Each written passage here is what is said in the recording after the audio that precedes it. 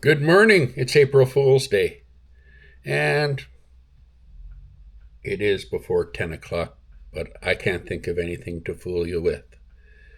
In case you're wondering what that noise is back there, I guess I better show you because everybody's probably hearing this clicking noise. It is Stormy the Wonder Dog, who's now looking, wondering, can I eat it? Can I eat it? Say hi, Stormy. Yes. Believe it or not, there is a dog underneath all that fur.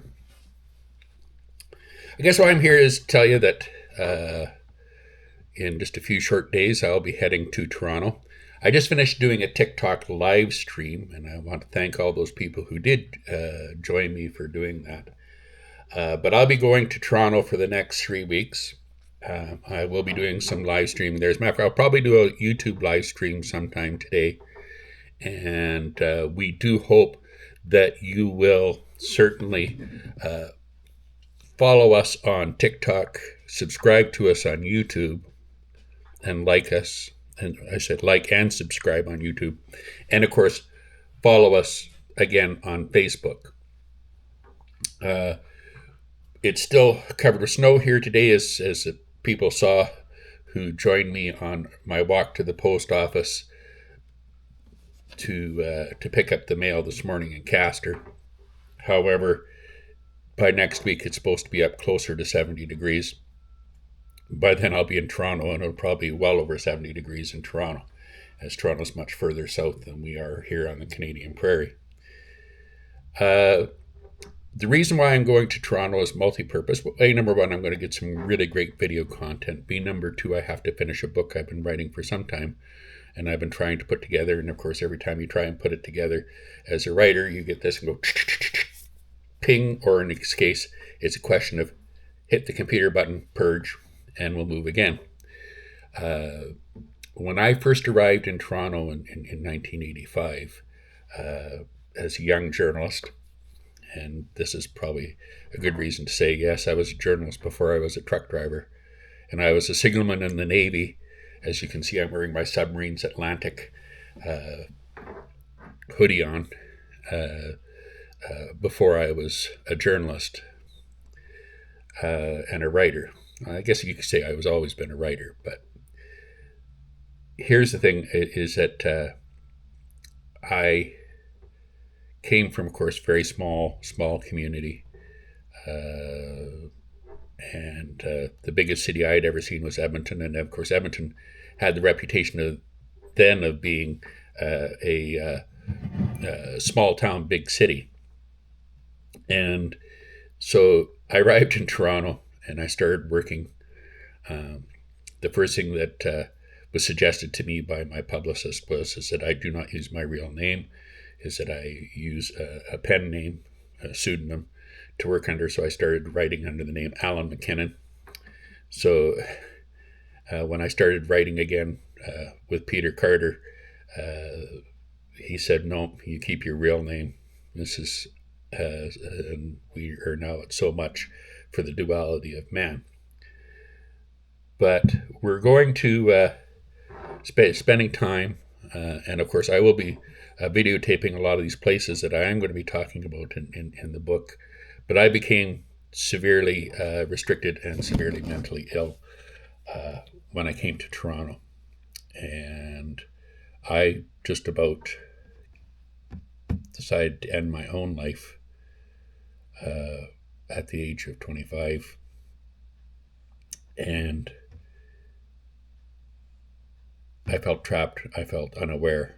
And when I was in the hospital, I met a Franciscan Capuchin priest by the name of Father Joe McDonald.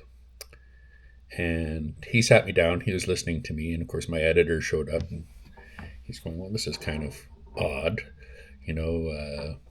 And I was telling him where I came from and what have you. And Father Joe said, "You know, I have a house with lots of rooms in it. And we have a community-based house where, because we're Franciscans, we live on what's given to us. And I think we could use with some new conversation. Why don't you come in and move in with me?"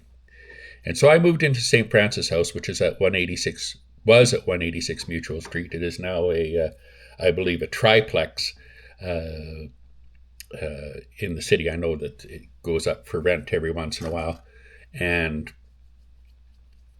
it's a beautiful 3-story old Cabbagetown Victorian. It's now starting to get surrounded by condominiums, so I don't know if it will eventually meet its maker as well. But we will be spending time at his other houses, which is St. Clair and the rest of them, which are on Berkeley Street, and take a tour around St. Jude's Homes, which is also one of his thing. But I was introduced to a place called ourplacecommunityofhope.com. Community of Hope. You can find them at ourplacecommunityofhope.com. And it was basically a drop-in for those people who are surviving or dealing with mental health issues. And I think it's really important to understand, because everybody goes through something in their lifetime, some sort of crisis, some sort of long-term mental health issues. And it's really important that places like this do exist. I mean, there are a couple of places worth noting that do offer supports. St. Francis Table for those who need a good meal and socialization is certainly one of them. Our Place Community of Hope, of course, has its drop-in on Davenport. When I was there, it was at 2A Elm Street. They do have a YouTube page, and they do have a website page, so please go and take a look. The other place is on Church Street, and that's Progress Place, and they do some absolutely wonderful work for those people afflicted within the community mental health community. And they also do an awful lot of other things within the community that they're outreach and involved in, with seniors who are living over at St. Jamestown. And I think these are all really important things. And I wanted to sit down and write a book about me coming to Toronto and the struggles that one faces when one deals with long-term mental illness. And I know that a lot of you are saying, "You look quite all right, Bruce." You're right. I feel good. Today I feel good. I stopped taking my medication years ago because I wanted to see if I could survive on my own. And I'm not saying that those people that are taking medications to suppress their mental illness should stop taking them. No. Have your doctor take a look at the situation. Then make the choice with your doctor and your physician as to whether or not you should stop taking your antidepressants or your medications for schizophrenia or bipolar disorder. You should never do it on your own. You should be consulting with your psychiatrist. What I'd like to see is that within the next 3 weeks, I'll be finishing my book. We'll be taking lots of video, like I say, of Toronto. We hope that you will like and subscribe to us on YouTube. We'd love to have you around. I'll probably do a live stream today on TikTok or on our Facebook page, just to follow us on TikTok or on our Facebook page. We would really appreciate it. We appreciate your support. I hope you come and join me while I'm in Toronto.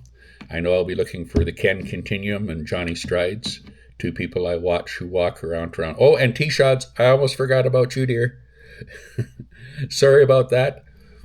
Hope to meet you all. Hope to be able to walk with you all. We'll all go out for coffee, or in Ken's case, because I'll be close to where you are, Ken. I'll be down over on Sherbourne Street across from the Allen Gardens. I'm going to be staying with a friend of mine there. And I hope to see you all. Ken, you and I are going to go out and have a burrito, my treat. And I hope to see you all. And you people take care. Come and join me in Toronto. And I'll be doing another live stream on TikTok tomorrow. And I will probably do another live stream on YouTube, because I want to get up to Stettler to pick up a few things before I go. Thank you very much, everybody. Have a good day. Happy April Fool's Day. Oh, I think I'm pregnant. Bye for now.